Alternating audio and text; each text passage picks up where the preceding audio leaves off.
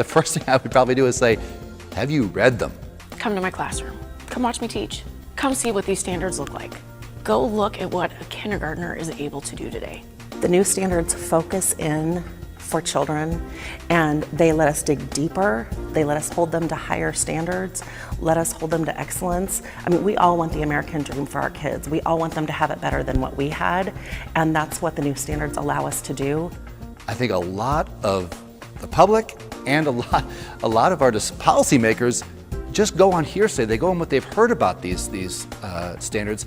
If you actually sit down and read them, they're beautiful. There's no way you could object to them. You could do nothing but admire them. And then, not just my room, go to another room, go to another state, and then watch what happens as more and more districts begin implementing these standards.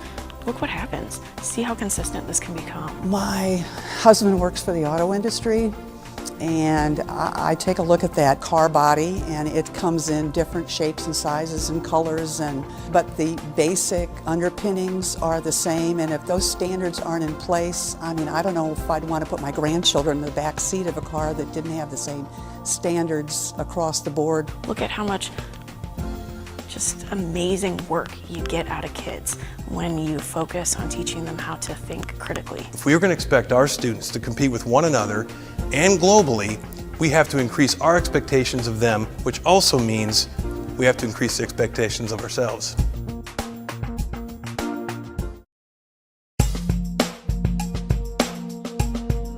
Higher standards are essential for anyone, and students especially, because we rise to whatever expectation is set for us. I am a firm believer in that. I really, really like the new standards, and one of the things is they are narrow and very, very deep, where our old standards were really broad and they were barely on the surface. The expectations for the new standards are the same for all students. It doesn't matter what family you come from, where you live, what language you speak, the expectations are the same, state by state, district by district. And that's so important because no matter where a student comes from, it doesn't end up determining their future.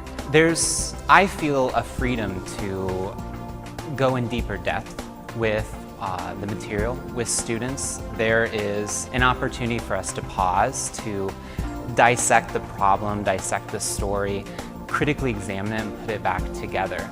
I was in a classroom, it was a 7th grade math classroom, and I was just really struck by the dialogue that these students had. It was really focused on getting students to talk about mathematics, explain their reasoning, and make sense of the mathematics. Facts are important, but it's really what the students do with those facts, but also for students to be able to develop questions that are based in evidence. I feel like now with the new standards, I'm giving students the resources, the tools, so that they can continue this work outside of this class year. It's preparing them for a lifetime of discovery and examination that's going to prepare them for college and whatever career they choose.